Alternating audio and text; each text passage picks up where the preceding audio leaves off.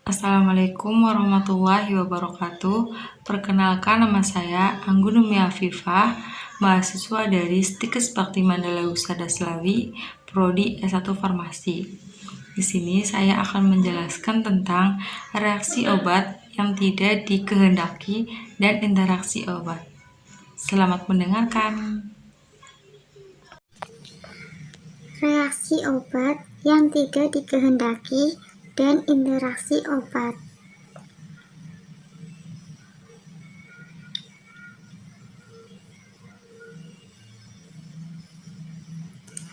Definisi ROTD. Organisasi Kesehatan Dunia atau WHO telah mendefinisikan ROTD sebagai respon terhadap suatu obat yang berbahaya dan tidak diharapkan serta terjadi pada dosis lazim yang dipakai oleh manusia untuk tujuan profilaksis, diagnosis maupun terapi. Perlu digarisbawahi bahwa ROTD terjadi pada dosis normal, bukan karena kelebihan dosis ataupun toksisitas maupun penyalahgunaan obat.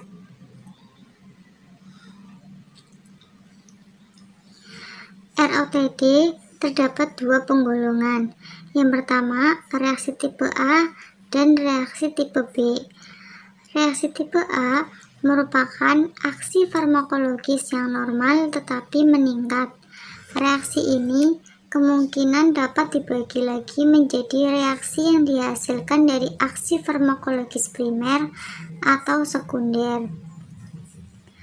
Kemudian pada reaksi tipe B, keanehan yang terjadi pada reaksi tipe B ini tidak berhubungan dengan farmakologi obat pada umumnya.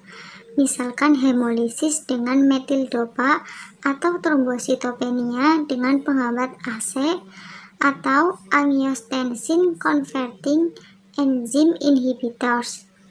Reaksi ini terjadi tanpa terkait dengan dosis, namun berkaitan dengan sistem metabolisme obat dan sistem imun tubuh penderita. Reaksi ini jarang terjadi dibanding reaksi tipe A, namun seringkali menimbulkan efek yang lebih serius dan bahkan mematikan.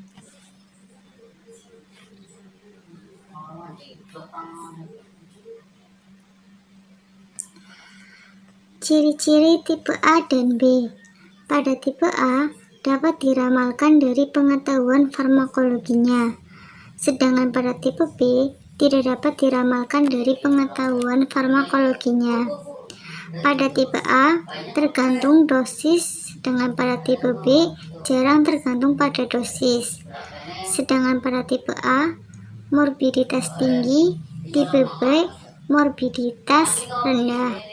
Pada tipe A mortalitasnya rendah, jika tipe B mortalitasnya tinggi. Pada tipe A dapat ditangani dengan pengurangan dosis, jika pada tipe B dapat ditangani hanya dengan menghentikan pengobatan. Pada tipe A angka kejadian tinggi, sedangkan pada tipe B angka kejadian rendah. Faktor-faktor yang mempengaruhi ROTD. Ada polifarmasi, jenis kelamin, kondisi penyakit yang diderita, usia, dan ras. Kriteria untuk mengidentifikasi ROTD. Begitu ada gejala yang diduga sebagai ROTD, rincian tentang pengobatan pasien perlu juga dimiliki, termasuk obat bebas dan obat bebas terbatas atau over the counter, serta obat tradisional. Jadi tidak hanya obat-obatan yang diresepkan oleh dokter saja.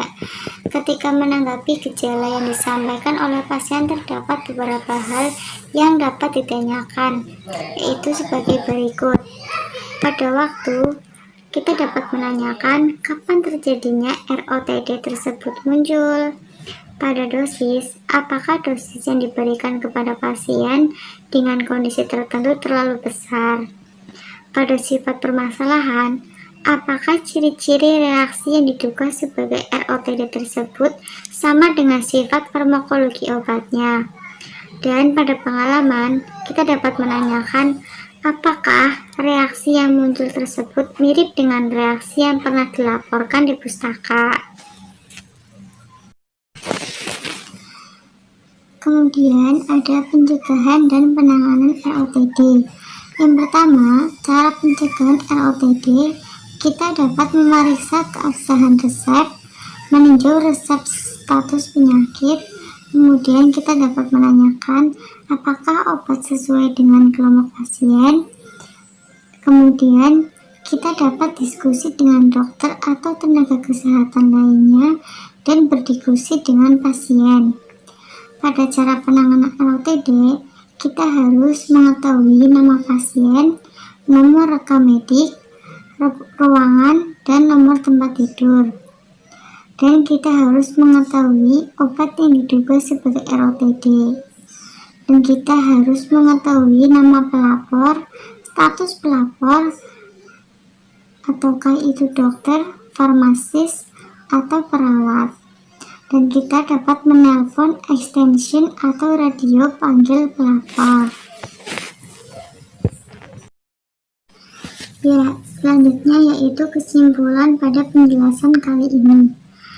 Reaksi obat yang tidak dikehendaki atau ROTD secara bermakna dapat menyebabkan terjadinya morbiditas dan mortalitas yang dipicu oleh obat, dan farmasis punya peran yang sangat penting dalam mengurangi masalah ini dengan bekal pengetahuan dan keahlian yang dimilikinya. Farmasis merupakan tenaga tepat untuk mencegah, mendekatinya, dan menangani ROTD pada pasien mereka. Pemeriksaan resep, merespon gejala-gejala, serta pelaporan spontan reaksi yang diduga sebagai ROTD merupakan aktivitas-aktivitas yang farmasis sebaiknya terlibat. Keterlibatan farmasis dalam aktivitas tersebut dapat meningkatkan kualitas layanan kefarmasian serta menurunkan biaya layanan kesehatan.